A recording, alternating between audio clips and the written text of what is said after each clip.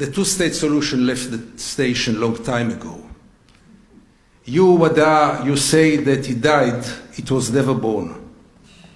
Let's be honest about it. It was never born. I believed in it for years. I was an advocate of the two-state solution when very few Israelis were advocating two-state solution. I thought it's a courageous idea, a wonderful idea. Two peoples share one land. Let's share the land between the two peoples. What is more just than this? The only thing I didn't know is that nobody in Israel means to go for it. Ever, ever, ever, never, never, ever. There was not a single Israeli prime minister, not a single Israeli government who had an intention to go for the two-state solution. There was never an Israeli prime minister or Israeli government who had the slightest intention to put an end to the occupation. They had all kinds of tricks to gain time, to strengthen the occupation, to strengthen the settlements. The peak of it was obviously the Oslo Accords, which I supported. I remember, again, maybe I'm too emotional. I remember I really thought, that's it. We reached a stage in which the way for peace and justice is open. But it was a trap. I know it only now, I didn't know it then. Only in order to gain time. Only in order to strengthen the occupation. How do I know? Because Oslo, even this courageous process which brought Nobel Peace Prize to some people, even this process didn't mention the core issue then, and this is the settlements. And when you don't touch the settlements, you have no intention to put an end to the occupation. And if you don't agree, first of all, to freeze this whole criminal project, and then to evacuate the settlements, there are no two states. You know, all those conditions. Listen to the language of those who support two-state solution or claim that they are supporting the two-state solution. Palestine must be demilitarized. Sorry, why should Palestine be demilitarized? Don't they have the right of self-defense? Aren't their life in danger much more than we Israelis? What other country in the world is demilitarized? Why would they be demilitarized? Why can Israel possess any possible weapon in the world and Palestine has no right to have any kind of weapon? What kind of justice is this? Based on what? On being the chosen people? On being the victims of the Holocaust? On what? And what does this has to do with the Palestinians' rights? And that's only one example. The two-state solution was never born. Israel went for it after many years of opposing it because they saw that this can lead to decades and decades of occupation without doing anything, only strengthening the settlements. There's one seat. We have no partner. You know, Arafat was too strong, Abbas is too weak, Hamas is too fundamentalistic. We don't have a partner. Israel is a partner, obviously, for anything. But there is no Palestinian partner. How unfortunate. Many times I'm being told in Israel, oh, you draw the picture in black and white. And it's not black and white. It is so complex. My friends, it is black and white. And those who say that it's complex don't want to see the truth.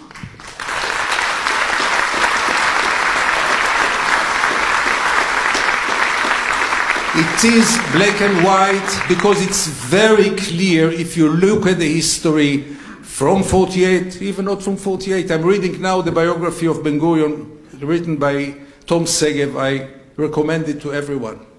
In the 20s, they took already the jobs of the Palestinians systematically. No Holocaust, no security, nothing.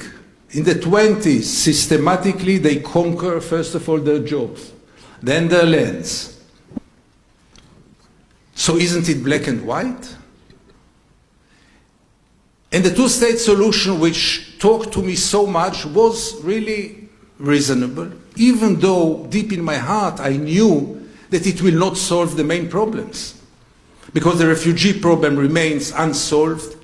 the Palestinian community within Israel remains unsolved, and many other problems remain unsolved. But you know, everyone says two-state solution, let's go for it. At least something will happen. And then came this visit to South Africa. And I saw that the unthinkable can happen. I know that South Africa faces many challenges and many problems. But South Africa today is a more just place than 25 years ago. There is no doubt about it. And what happened in South Africa was unthinkable a few years before. I remember when people warned us, there will be a bloodbath. All the whites will be slaughtered. You don't know what will be there. How can you dream about a democratic South Africa with equality? And it happened. And it happened when nobody had foreseen it happening. Yes, they had a Mandela and we don't have a Mandela, but sitting and complaining about what we lack will lead us to nowhere. And Wada, as you rightly say, if you base your vision on what Israel will accept, then forget about anything, because Israel will not accept anything as long as Israel can not accept anything. If it depends on Israel, the status quo, which is not a status quo as you know, will remain forever. And this situation in which two peoples, one people with all the rights, the other people with no rights whatsoever, can continue forever. Why not? And then I saw the light. And I don't over-dramatize. I really saw the light. Because I thought, all of a sudden, that we have to think about the unthinkable. And when we speak about the one state, we speak first of all, and above all, about one value, maybe the most important value for this part of the world, and this is equality. This is what we lack, because there is almost no single Israeli who looks upon the Palestinians and sees them as equal human beings. Believe me, leftists and right-wingers, just scratch under the skin, and you will see they don't perceive them as equal human beings. And as long as this will continue, nothing will be solved. Because there can be all kinds of deals, like Oslo, like the deal of the century, like all the peace plans in the longest peace process in history, which led to nowhere. But as long as some kind of justice will not be achieved, nothing will hold on. It's not only about morality. Any kind of settlement which will not include justice will not stay. It will break by definition. Total justice will not be achieved. Let's remember it. Total justice cannot be achieved because any total justice will create now a new injustice. But this vision of one state with equality, which sounds now utopia, can very rapidly turn into reality. Only if we'll switch the way that we perceive the Palestinians, only will we break some kind of paradigmas. A one state is restarting the whole thing. It's a reset. I don't want to underestimate it. It's a reset. It's changing the rules of the game. Those Israelis who are so afraid of it, who say, what will be with our Jewish state? What will be with Zionism? To them I can say only one thing. If you wanted a Jewish state, you had to wake up a long time ago. But you can't have it all. You can't have occupation and democracy and claim that you are the only democracy in the Middle East and have this tyranny in your backyard and claim that you are seeking for peace and doing anything possible to prevent any kind of justice. You have to choose. And the choice of Israel was very clear. An apartheid state. This is the real choice of Israel. And now, does it say another 25 minutes? I can't see. Not quite.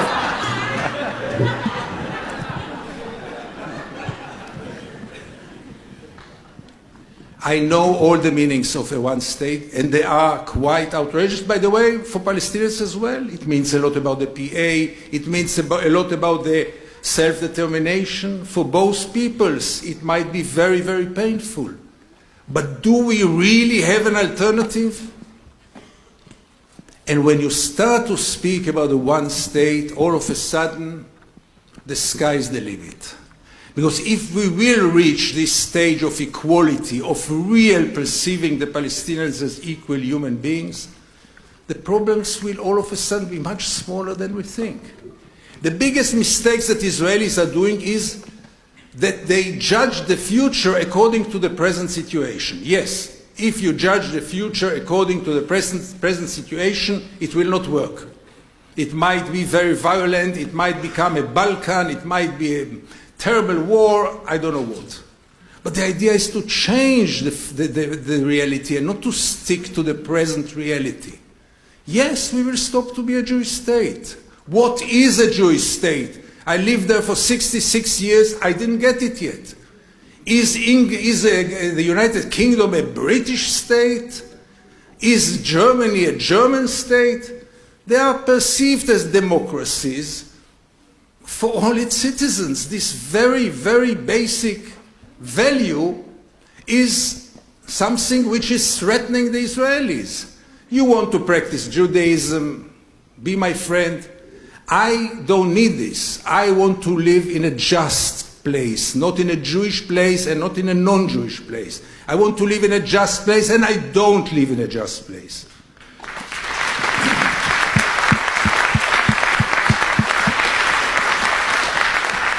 And the only way to get to justice is through restarting or resetting the whole project.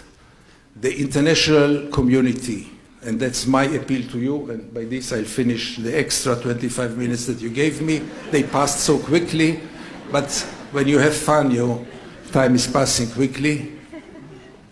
The international community still sticks to the two-state solution. The governments, everyone. That's very comfortable. You say two-state solution. Look, Netanyahu, even he said two-state solution. What's wrong in saying two-state solution? Let's say two-state solution. Why not? And continue another 500 years of occupation. Well, it doesn't contradict.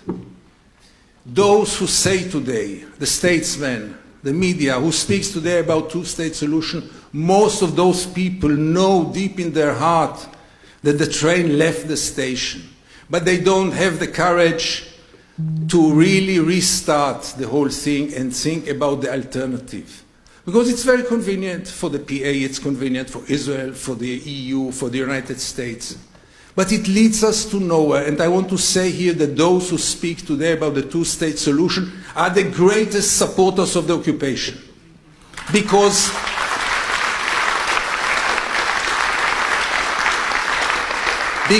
they support a solution that will not be achieved anymore because we missed the chance. With 700,000 settlers that nobody is going to evacuate, there is no two-state solution. There is no viable Palestinian state. Yes, I know all the ideas. They'll build bridges and tunnels, and Palestinians will go from one village to the other with a drone. And come on.